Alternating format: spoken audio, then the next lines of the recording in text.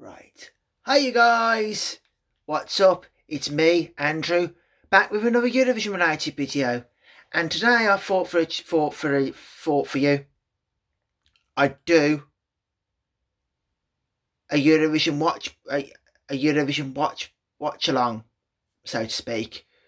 So on this one today, I've decided I found a video online, ESC stuff, but ESC stuff's put up of the 1989 Eurovision Song Contest, where it's the songs only.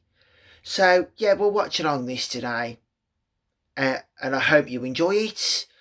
But before we start, I'd just like to say I do like to say yes. First things first. Don't forget, if you're new to my channel or you've been here before and haven't already subscribed to my channel, please do so, and don't forget to click the bell notification button so you get notified when any of my videos go live on YouTube.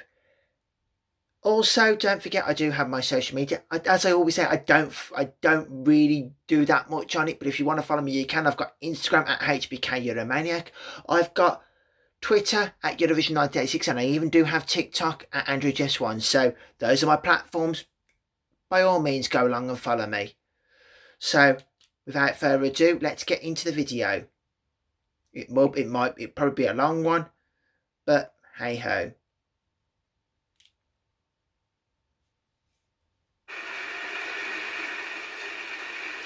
So yeah, who's this first up? First up is Italy from 1989.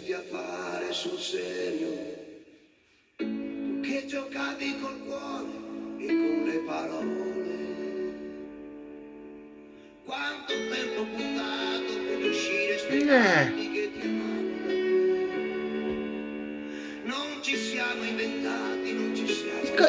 He's got a good voice.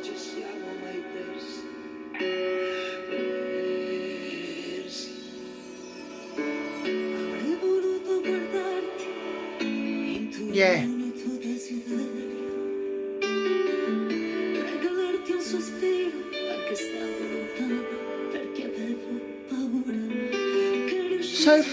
So far so good, this song.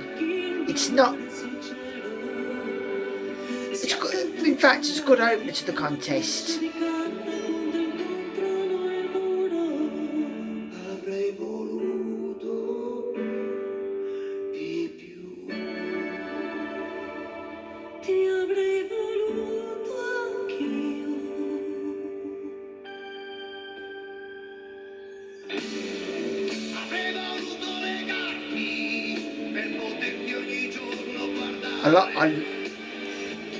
It amazes me with the Italians. Quite a lot of the Italian male singers. Well, quite a few Italian male singers, especially the old ones, seem to have a raspiness to their voice.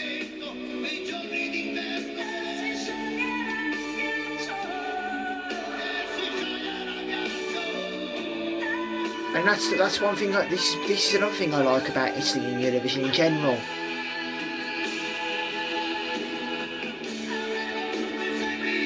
Their back catalogue is loaded with so much quality, so much quality in the Italian back catalogue of Eurovision songs. It's Italy's back catalogue. It's actually hard. It's actually really hard to pick out a winner, because when they send stuff to Eurovision, more often than not, it's a hit. It's a hit. They always send this. This is another example. It's a brilliant opener as well. Absolutely brilliant opener.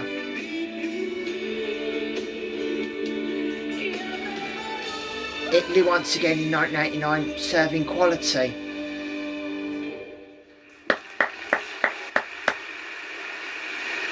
Yeah, I like that. Now, song number 2 for 1989, Israel, Gideon Galit, Derech HaMelech. I hope I pronounced that right, because I don't speak Hebrew, so it's like, yeah, it is what it is. So, yeah.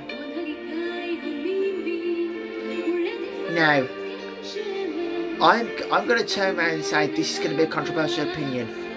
I know a lot of Eurovision fans hate on this song, but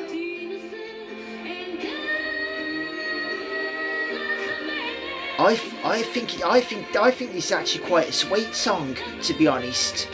I actually like it. But I can understand also why after this year the EBU introduced an age limit for this.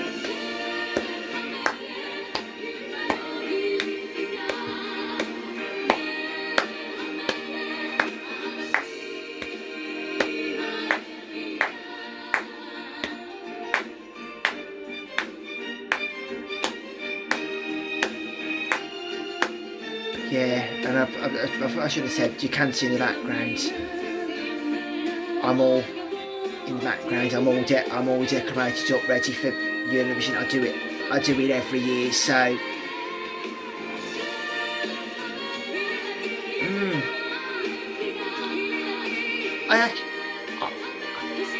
I don't understand why people didn't like this.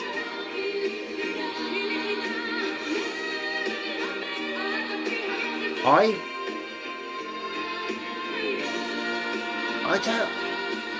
don't have a problem with this Derech HaMelech.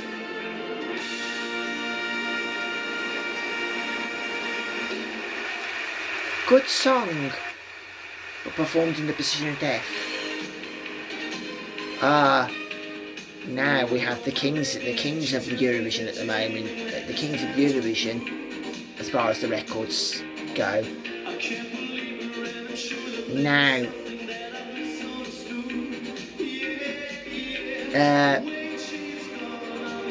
I'll be honest. When I think of memorable Irish Eurovision entries, unfortunately, this, I'm afraid, for me, is not one of them.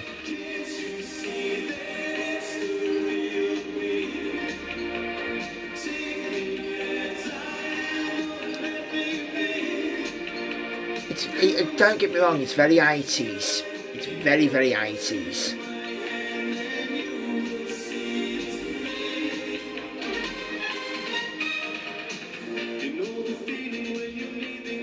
But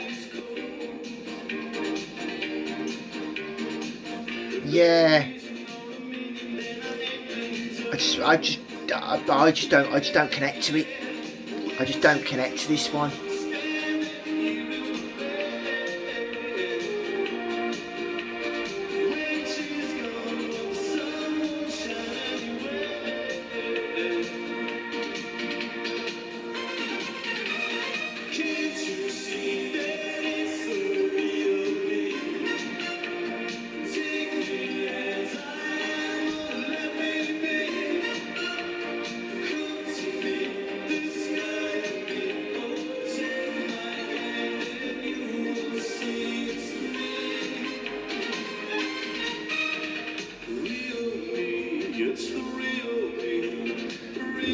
yeah, it's.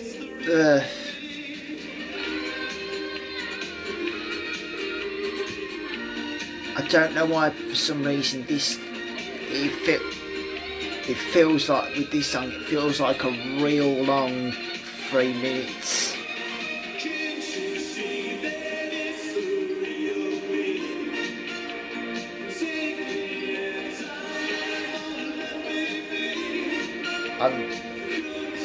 No, I'm not. Yeah, I'll be honest, I'm not. Yeah, I can't say much about this one. It's not one of Ireland's finest hours at Eurovision. Let's put it that way.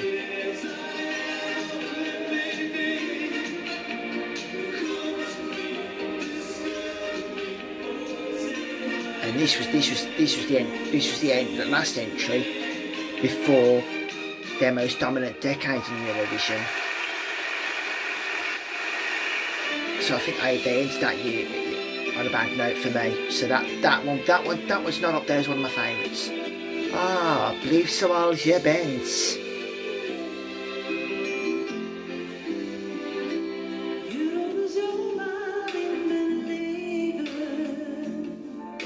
I liked it. I do like this one entry actually.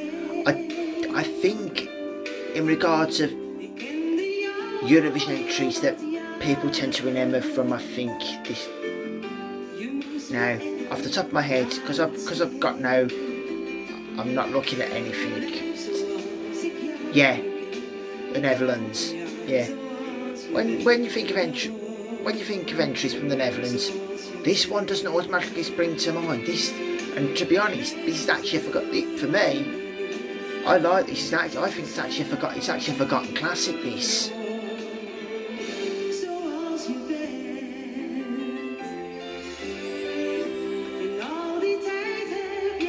And it's just because it is typical.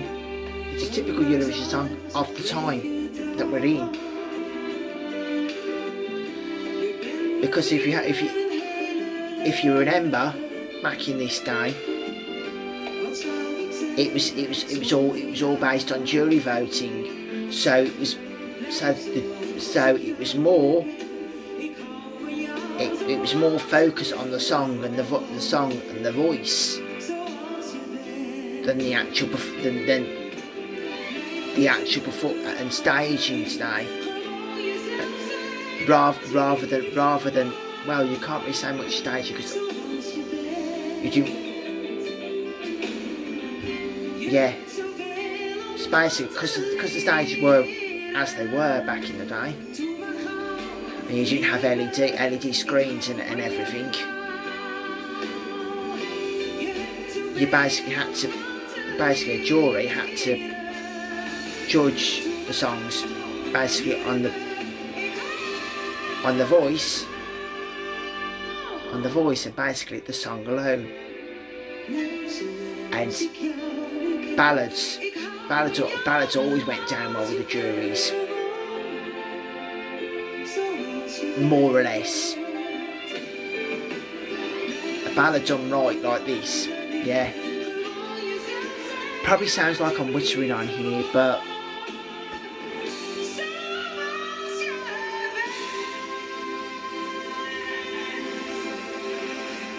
a voice cracked at the end there, but I think it's just emotional.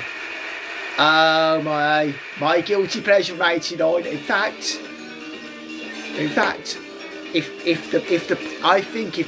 public voting had been around in 1989, this would have done so much better because you have a lunatic fringe in Turkey. This is an instantly memorable Turkish Eurovision entry. I love as God rest his soul, as Sir Terry Wogan said. More than a whiff of the bazaar was in this song. I just love it. It feels like a proper Turkish entry. And I miss this from Turkey at Eurovision. Any Turkish Eurovision fans watching this video today, I really would love to see you back in Eurovision sooner rather than later, because you, another country, always served up the quality. For me, there's hardly any of your entries that I don't like. I think Turkey in Eurovision was a very misunderstood country, to be honest.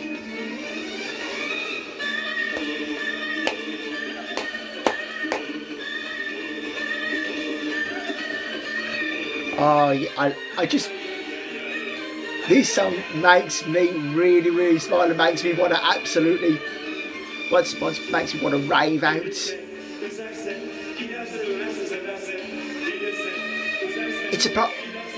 It's what I call an old school Eurovision bop.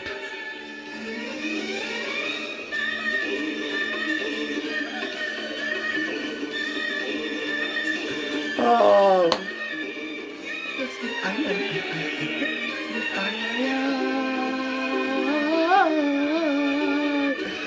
Oh, I love it. And I love this bit.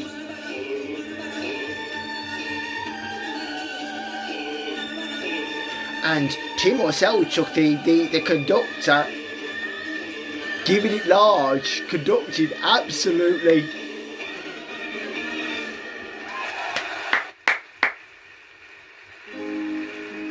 And then after that, we go to Belgium, Ingeborg Dordewind, and compare it to Turkey's entry, which was on last. It's chalk and cheese.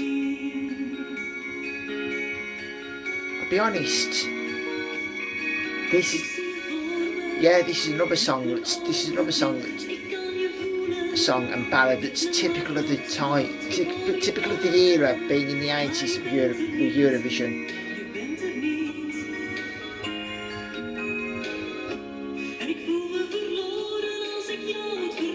This sort of sweet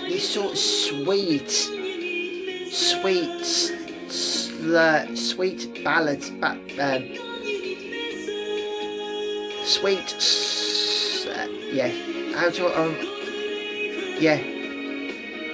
it's this sort of sweet pop song. This bit middle of the road, probably was radio friendly for the time. Yeah, it's a good one. But there again, Belgium are a country. Belgium for me, when I look back on it, I don't feel like there are many iconic Belgian Eurovision entries, to be honest. That's just me.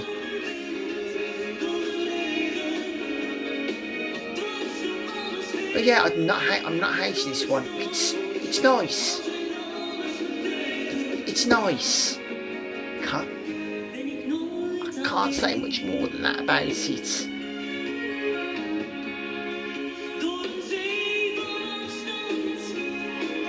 And here's another thing. They sung these songs with the accompaniment of a live orchestra back in the day. Just a question here. Do you guys think that this should be in Eurovision now? Do you think Eurovision could bring back an orchestra, or do you think Eurovision's grown too big to have an orchestra? Belgium. Yes. No.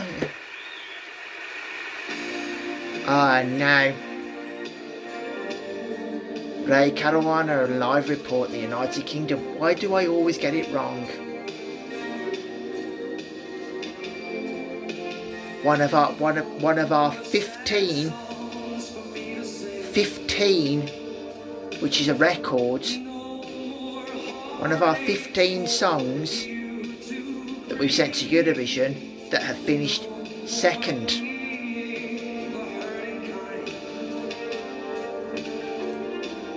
Also, guys, whilst you're watching along, I'd love if you want to leave a comment down below. Let me know what you think about the entries as we go. I'd love to know your ranking lists for this year.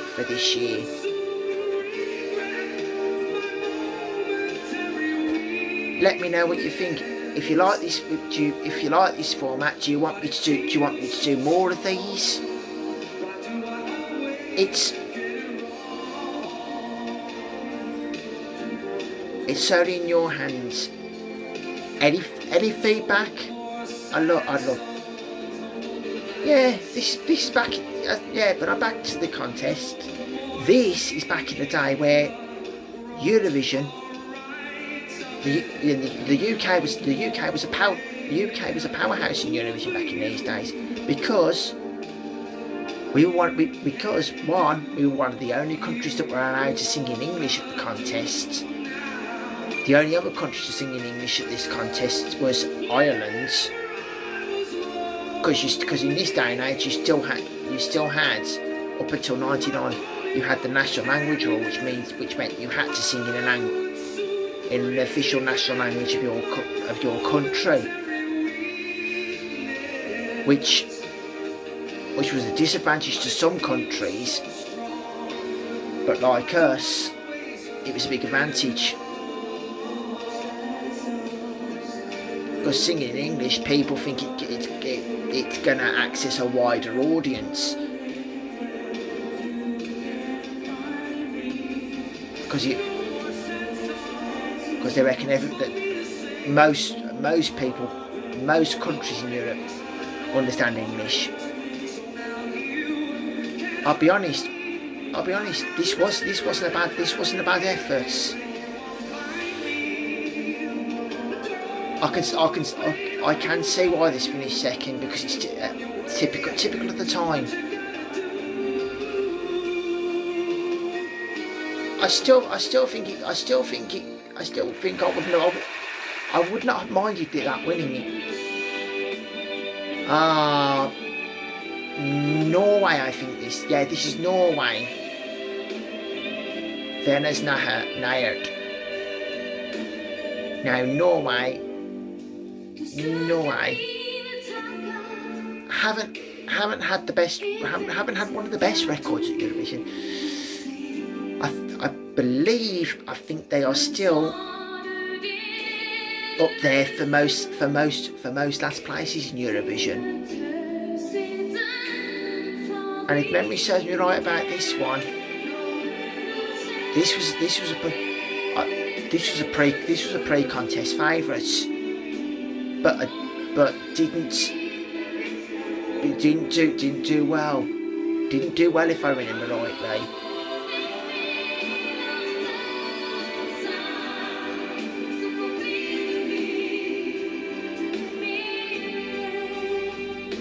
I mean, it's a nice song, but if you look back in the history of Eurovision and think of memorable Norwegian Eurovision entries, this one doesn't really pop into your mind, if I'm being honest. She's a good, don't get me wrong, she's a good singer, but I don't see why this was a pre-contest favourite to win it, to be honest.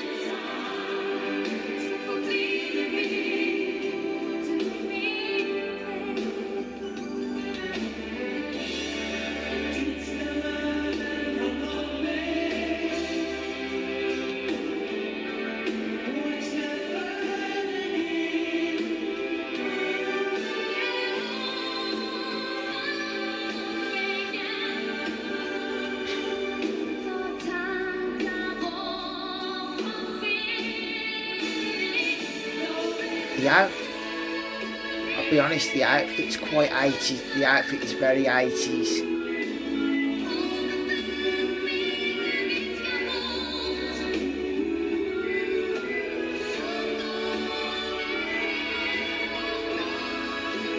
Apologies about that. That's that. Apologies about that. That's the house phone. I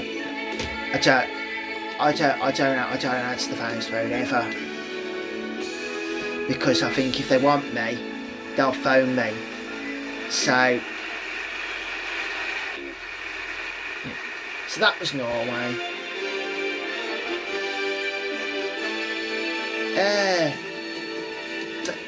Now here's Portugal, who I think they're another misunderstood country. I think honestly, over the years, quite underrated. I think they've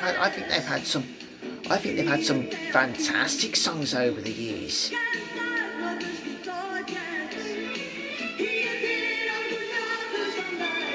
Although this one live sounds a bit shouty.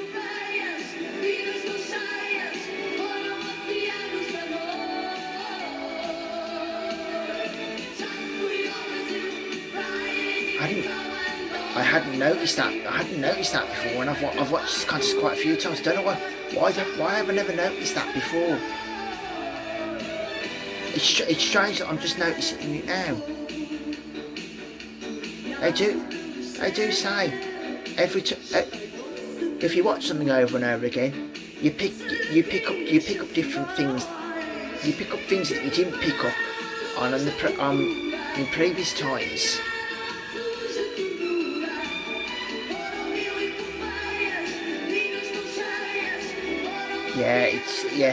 It's a bit shouty, this one. As I say, for me, they've had.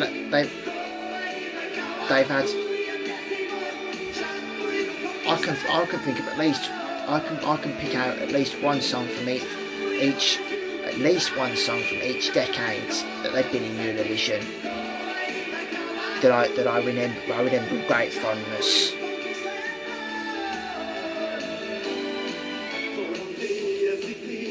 But when you, I'll be honest, when you come to think of memorable Portuguese Eurovision entries, this doesn't spring to mind at first.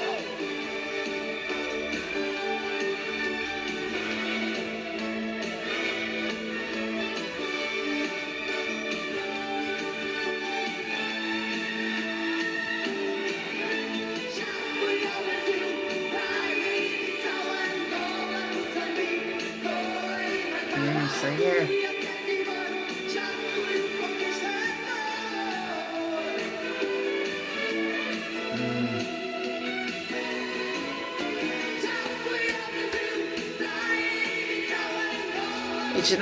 Yeah. I like the song, but I feel, unfortunately, that it feels like a bit of a shouty performance.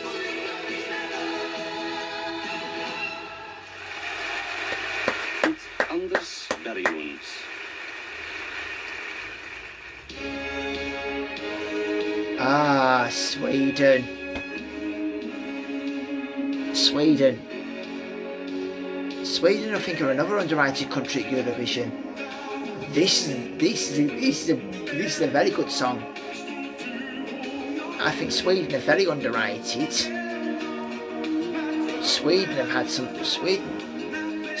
a lot of good songs at Eurovision.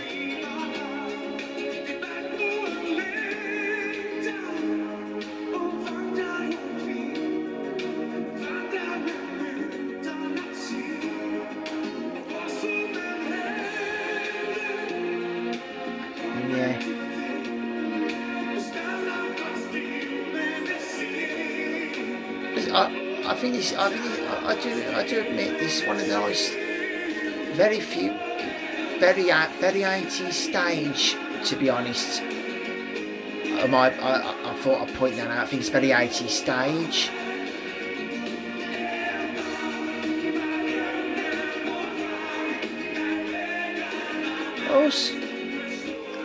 80s hairstyles making a big statement.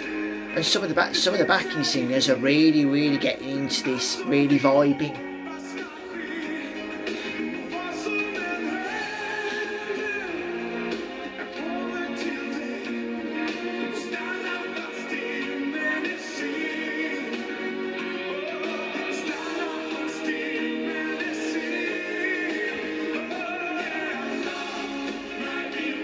I like to say now.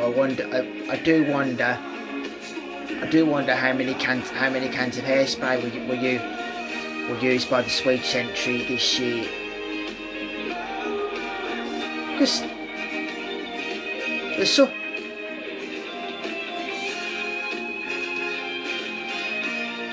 some big hairstyles there.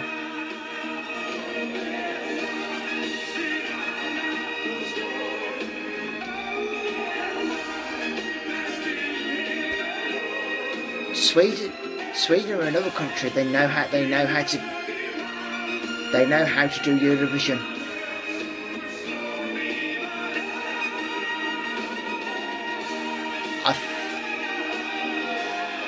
Yeah, they know how to do Eurovision, and this is proof that they know how to do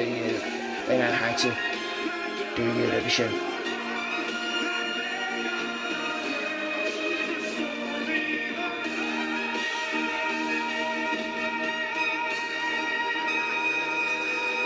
What a voice to be able to do that at the end of the song.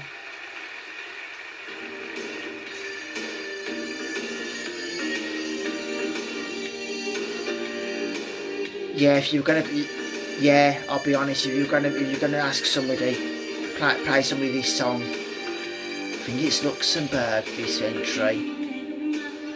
If you're gonna ask somebody, play somebody this song, ask them what decade of music this was from.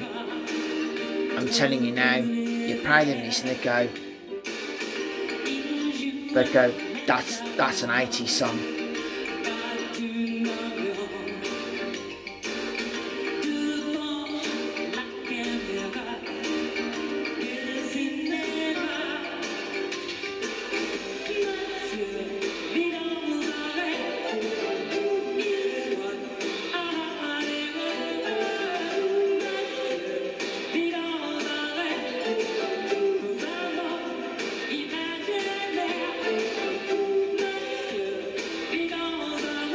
Yeah, when you think back to some Luxembourg entries at Eurovision,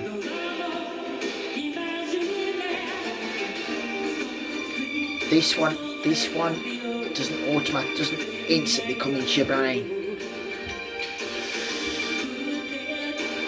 I mean, I'll be honest, a lot of you younger Eurovision fans won't even know a Luxembourg, an entry from Luxembourg at Eurovision, unless you're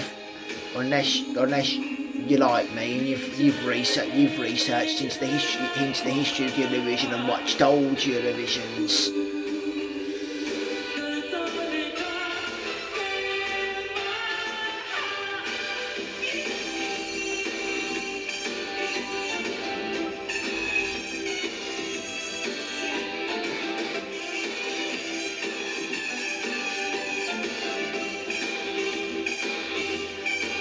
And I think in the UK, casual Eurovision fans with regards to Luxembourg will probably be able to remember too. But yeah, it's not a bad song. It's just not a winner. Sorry, Luxembourg, but it just ends suddenly. Oh, Female Beer Denmark. What an iconic Danish Eurovision entry.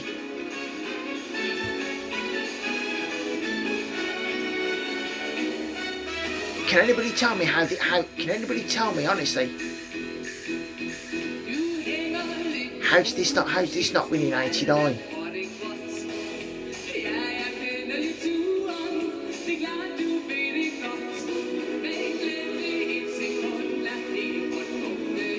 This is just so uplifting. This just makes me happy.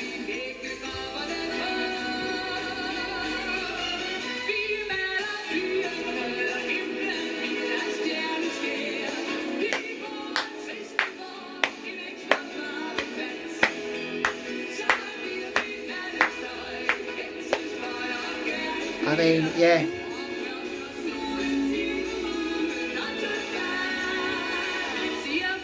I know.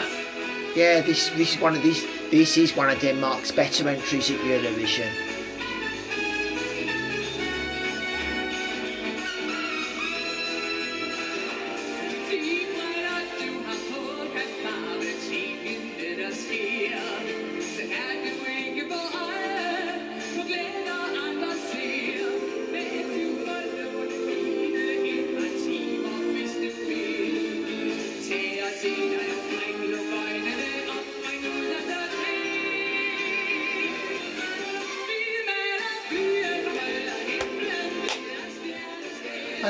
I don't know what it is. This one makes me so happy. I think she's just she's a good singer.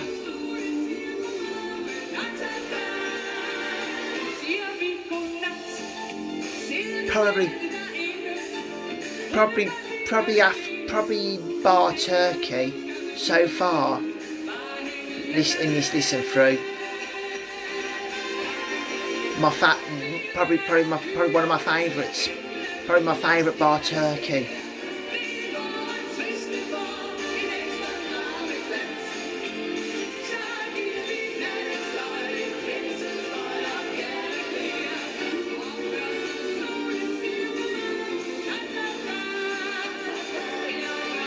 And she actually looks like she's having fun on stage. It may be typical cliche cheesy Eurovision, but back in the day, you couldn't fault it. It was fantastic. Oh, one of my all-time favourite Austrian Eurovision entries. I absolutely love this song.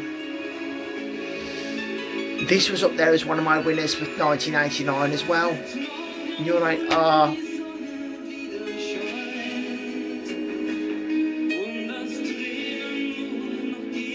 And when I think of classic Austrian Eurovision entries, this one is one of the first Austrian Eurovision songs that springs into my mind every single time I think of Eurovision.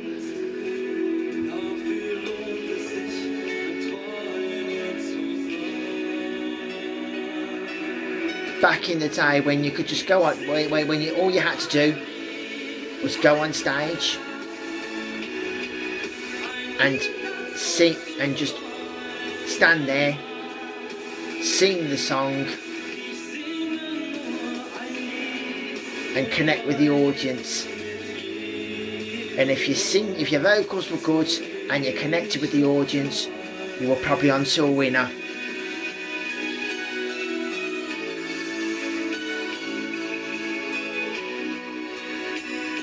I love reminiscing in the old days of Eurovision. I mean, I prefer Eurovision now because the audiences give you more of a reaction because it's fans that go there. Back in this day, I think I feel like it's people that were probably invited. A lot of people were probably invited to go there, so to speak.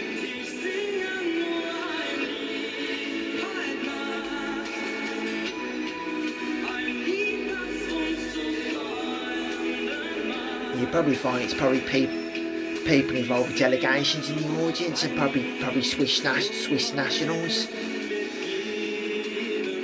The audience back in this day was very prim and proper, so you got your claps, you got your applause at the start of the song, and you got your applause at the end of the song.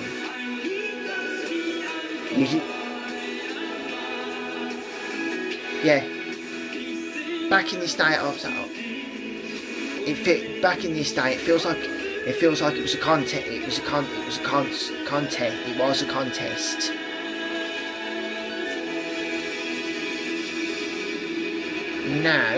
Nowadays, it feels like a concert. It feels like a concert of songs, which also happens to be a contest.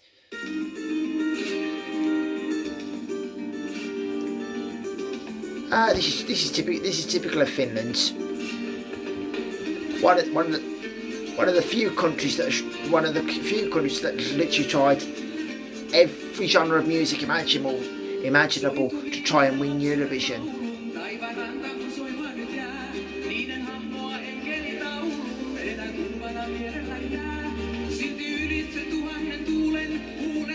Spanish sounding with an Italian song title, singing for Finland. I think Finland are underrated because their language is not an easy language to understand.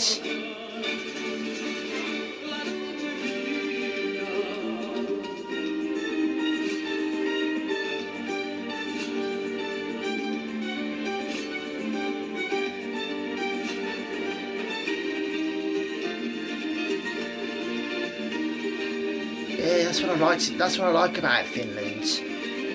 You never know what they're going to bring to the table every year, and that's what makes them one of my favourite countries.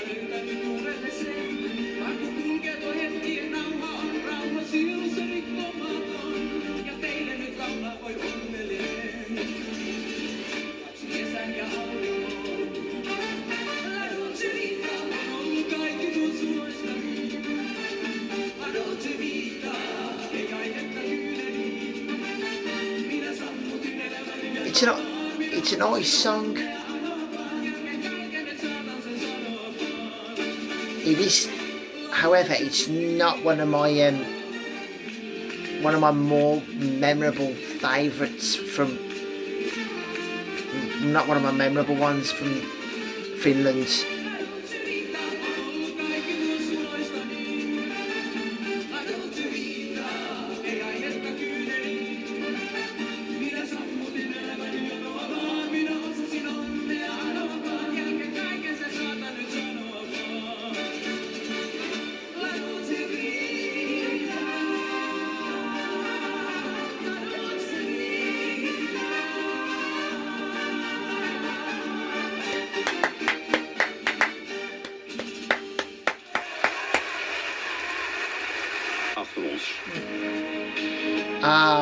Another controversial entry from Eurovision in 1989 because of her age. Her and Israel, because of their ages, there was uproar about them entering Eurovision, and henceforth, I've probably already said it earlier, but this entry and Israel's entry from this year is the reason why the age rule was brought in 1990.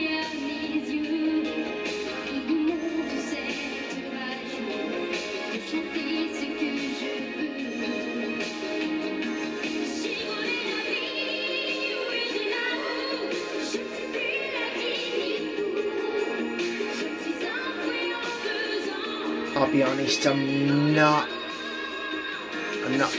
feeling this song at all.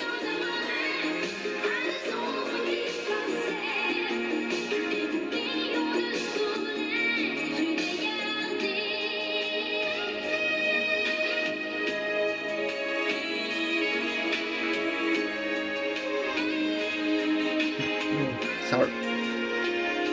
Yeah, you can see by my reaction there.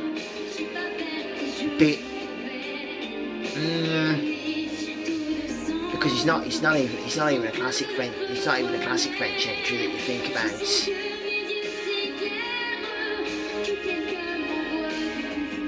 I'll probably turn around and say it's probably one of their. For me, it's down towards the bottom of the pile as far as French entries go. But unless I actually do a ranking of all the French songs, I'm not 100% sure on where this ranks in my list.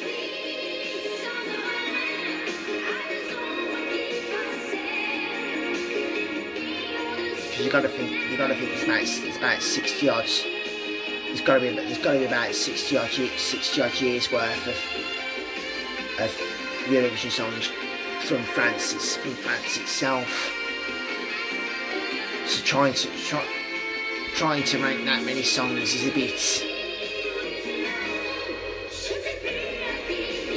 bit difficult.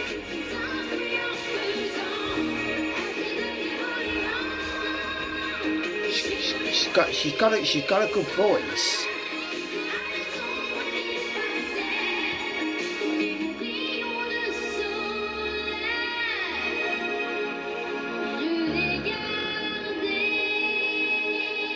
Yeah. It's nice, it's inoffensive. Can't say much more than that, to be honest, unfortunately. Is this what I think it is?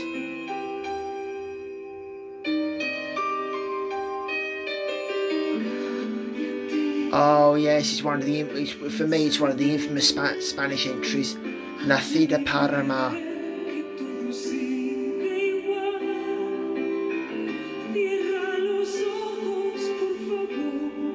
It's yeah. If anybody's ever seen this one, it's the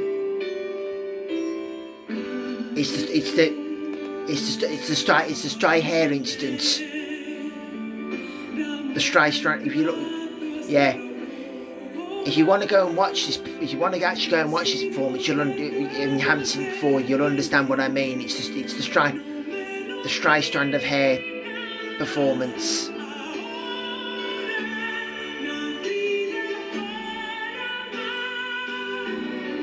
Yeah, I tell you what, it's one of Spain's better entries. To be honest, I'm surprised in myself that Spain haven't won the Eurovision more times than they have. Because they've certainly had the songs to do it.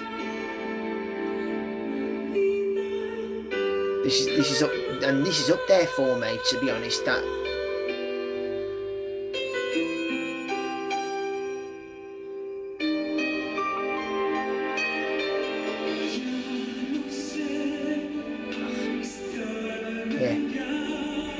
Yeah. This is up there with me for songs like Bandido.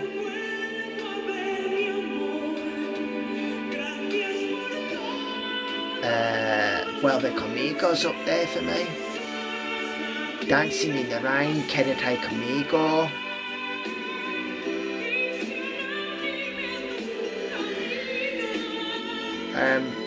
Betty, yeah, also the one that I liked. Betty, it's up there with like Betty Mi Ciego.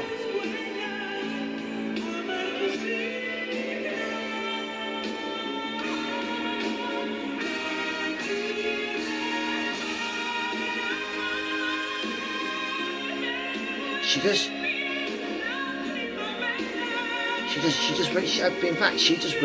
really well. She does really well to keep her cool in that performance. Especially considering the stray strand of hair that keeps getting that ends up in her face.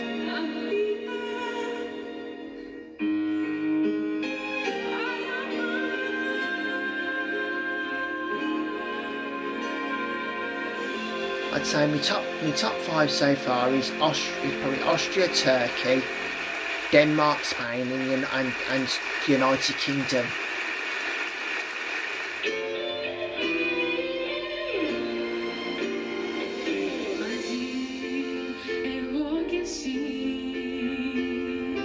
Fanny and Yanis. Popsias for Fume from Cyprus. Not for me, not one of their better entries at Eurovision, to be honest.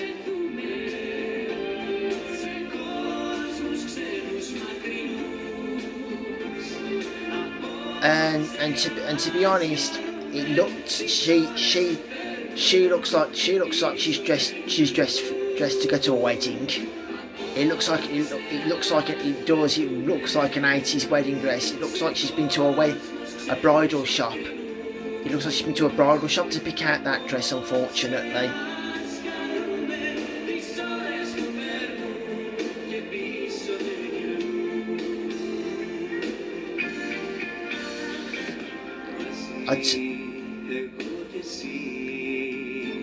Not saying that's a bad thing, but he's in a bog standard black tux, and she's in a white. Yeah, I'd say a white wedding dress, white dress, which looks like a wedding dress, unfortunately. And the backing singers look like the bridesmaids and the best man, to be honest. In my opinion.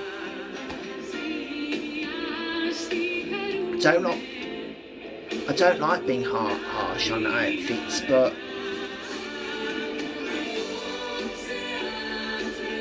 if they were going for a couple on their wedding day vibe, then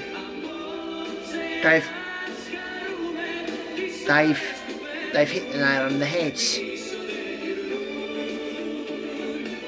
But because they're singing in Greek and not everybody will understand the song, not everybody will be able to understand the meaning of the song, because there'll be a lot of people who don't know the language.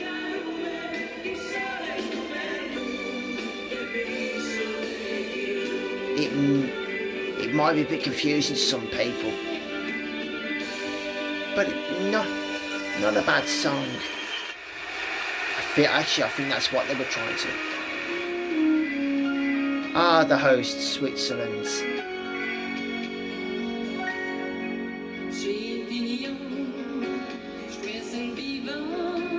Interesting fact, the first song ever sung in Romansh at Eurovision.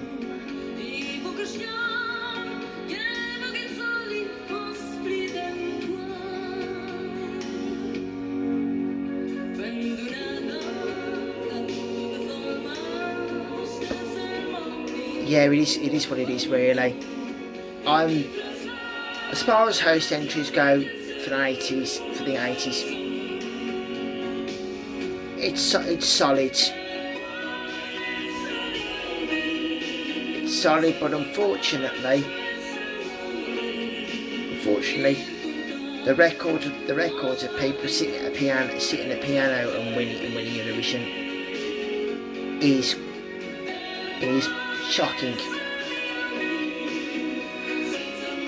Only one person's ever won Eurovision sitting at a piano and performing, and that was all the way back in 1966 when Austria won for the first time with Udo Jürgens' Merci Chérie. I'll also say, as far as iconic Swiss entries go in Eurovision, for me this ain't really one of them.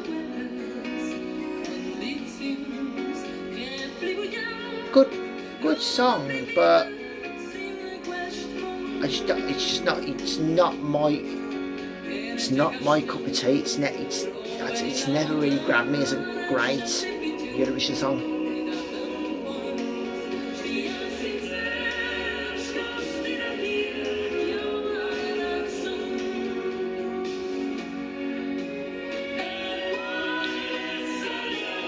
Fair play to her though. She does look like she's having a lot of fun and enjoying herself up there.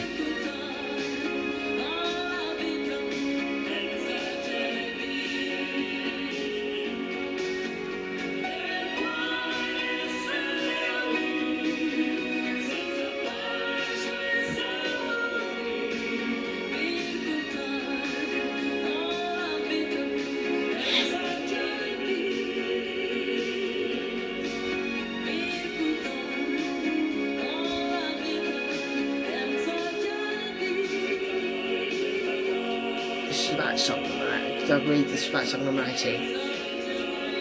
Yeah, so four more to go. 4 more songs to go, I think, now. Who's this one?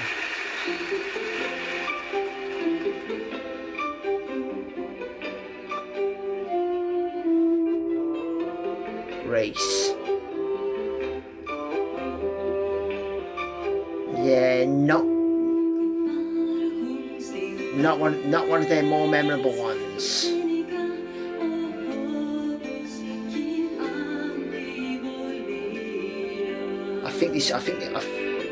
Something's telling me something's telling me she'd done Eurovision. This was the first time she'd done Eurovision, and I'm sure she also did 1996.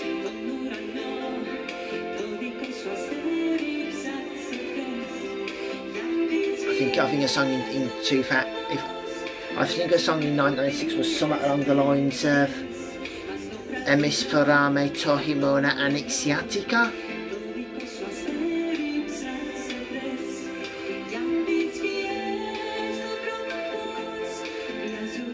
I think, yeah, I'm pretty sure that was it.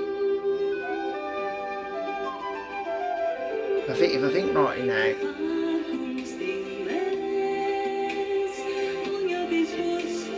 Yeah, it's a typical 80s Eurovision ballad.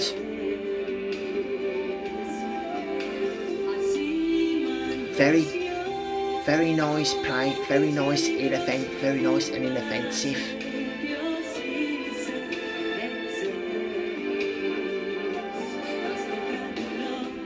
So, a song that wouldn't do well nowadays in Eurovision. A song like this will flop.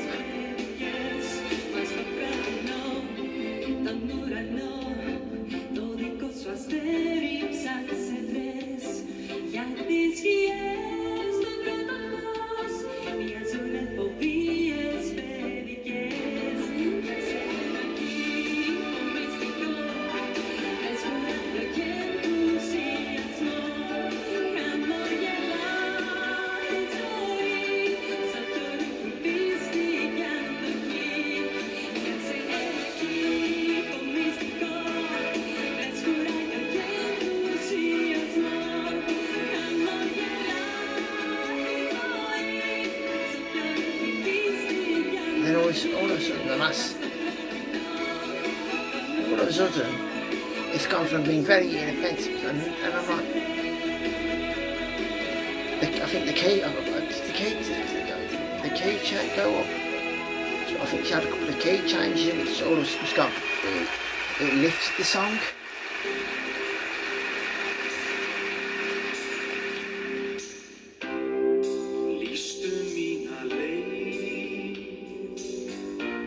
Iceland. First thing I think.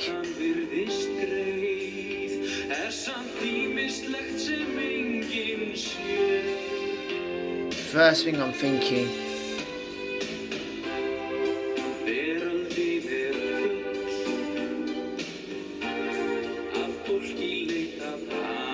He really looks like he doesn't want to be there at times. He looks like his mind's elsewhere.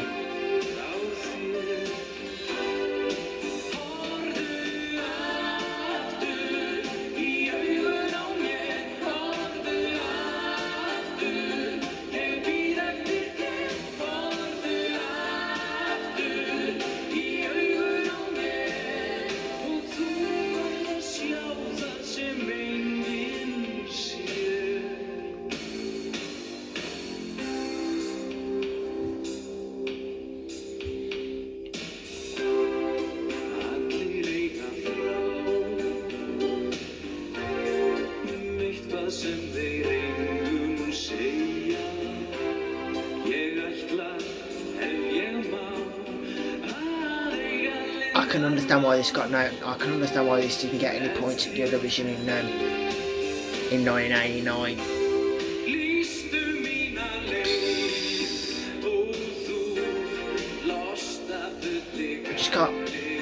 I just can't connect to him. He's got no, there's no stage presence.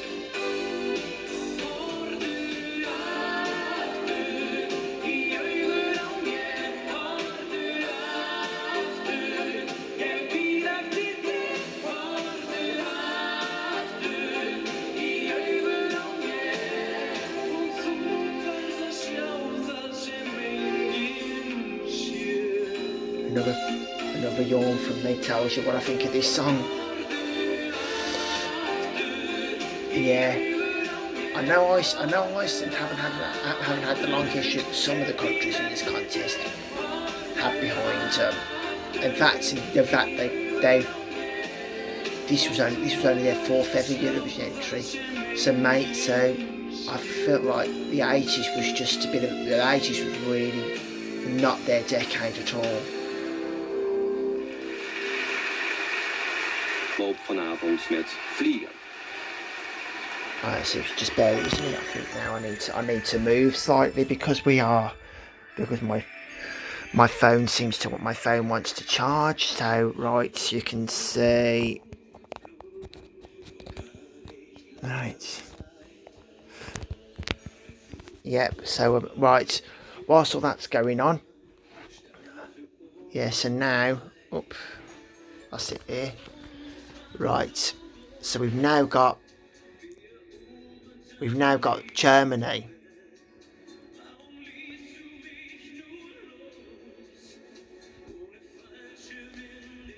Nino D'Angelo and Flieger.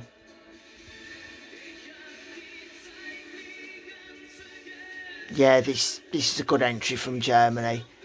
I think Germany have been quite hard done by in Eurovision over the years. To be honest, I think Germany have had quite a number of good Eurovision entries, but only ever won the contest twice. Now, I'm not personally saying that this song should have won Eurovision, but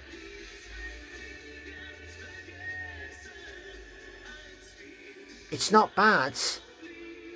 I'd certainly have. I think I'd have it in my top. I'd have him in my top 10 for that year.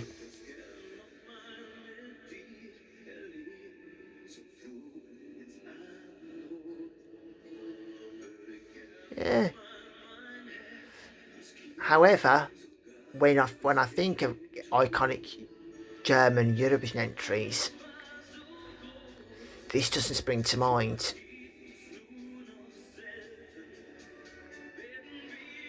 So yeah, looking back at it now, 1989, I don't know why I like this. I don't know why I like this year so much, but looking back at it, it's not got, for me, it's not got many iconic Eurovision songs in it, to be honest. So it is what it is at the end of the day.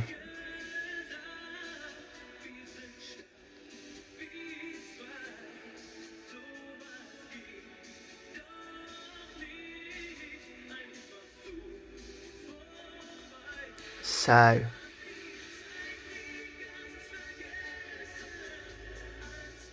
yeah,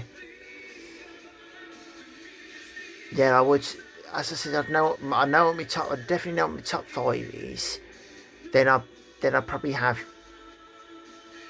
I'd have this and Sweden would be my top 10. Would be my top 10.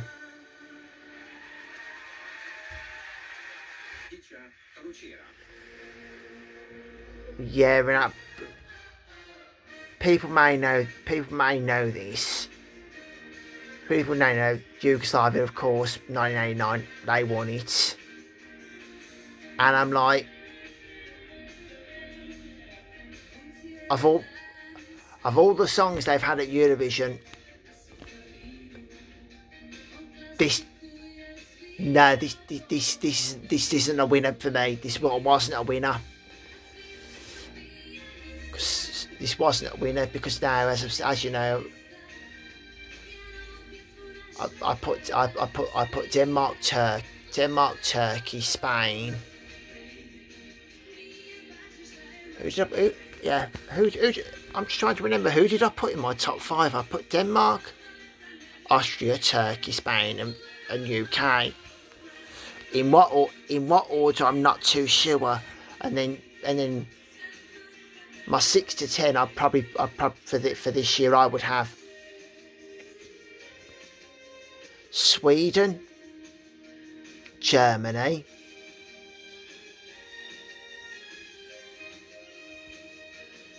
Italy,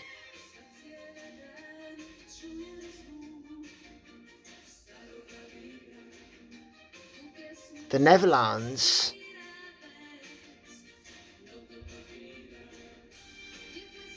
and then I'll probably have this. This just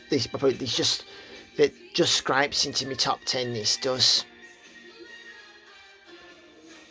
My least favourite from this year, I think it's gotta be like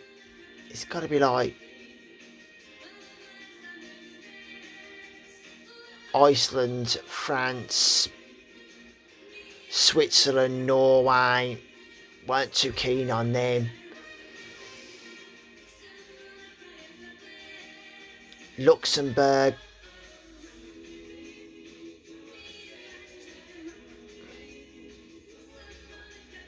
So then, like, you've got like my middle of the road songs, which are like Israel, which are my middle of the You've got some middle of the road. You've got middle of the road songs for me as well. Not one of the iconic contests for me. This weren't. And considering all the songs that Yugoslavia sent to Eurovision, that wasn't for me one of their iconic ones.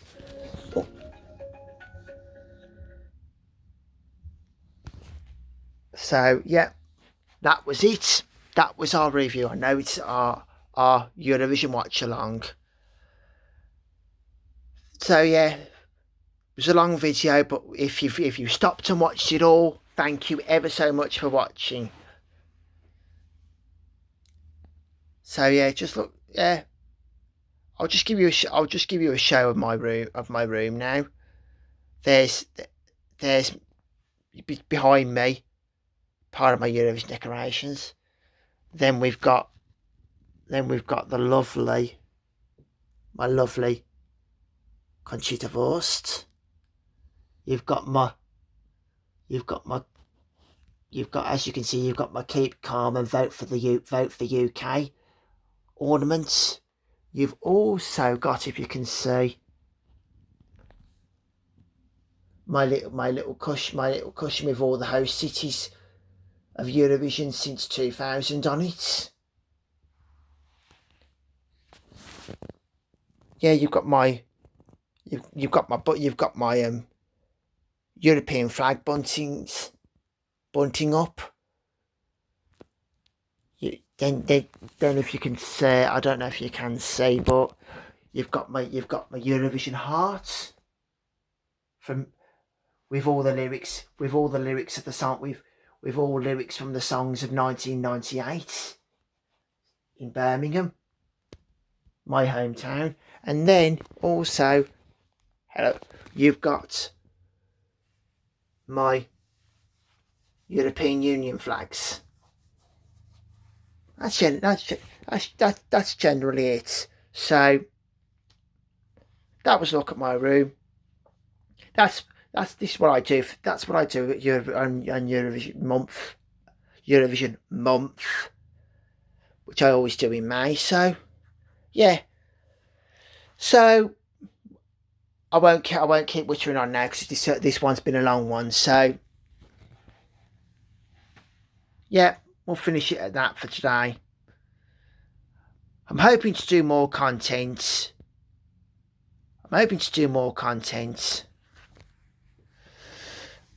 Unfortunately, due to my phone, I can't. Due to being on my phone, I can't do live reactions. So I will try and get some reaction videos up next. Some reaction videos up next week. Probably to the results of all the probably to the results of everything. So because of how late in the evening on Saturday night the result will probably come in, I probably next Saturday, yeah, you probably won't get my reaction video to the final results until probably Sunday morning. But then if you're like me after Eurovision, you after Eurovision when the winners announced, you're still on a buzz. So I will probably be film it, and then yep, basically yeah, we'll play it by ear. So if you want any more Eurovision content, just tell me what you want, and I'll oblige for you. So until I'm gonna cut it off now because I'm gonna keep on wittering and wittering. So until next time, much love to all my fellow Eurovision fans, and until the next video, bye bye for now.